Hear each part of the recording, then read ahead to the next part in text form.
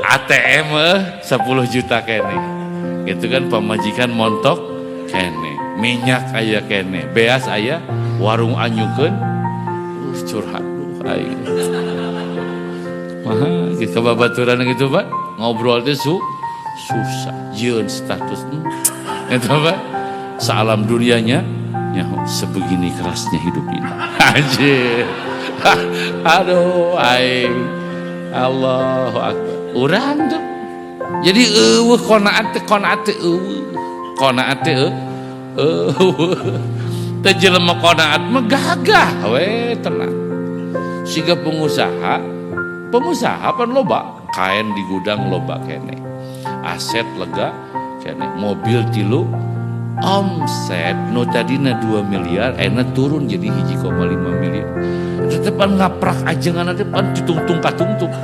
Mentah doa teh. Pedah turun om. Sabasa qanaat di mana? Nya kan jelema qanaat luar biasa. Narima bagian di Gusti Allah. Ridha kana bagian di Gusti tahu. Otomatis da jelema miskin mah dua pasti. Lamun teu tomat, lamun teu qanaat pasti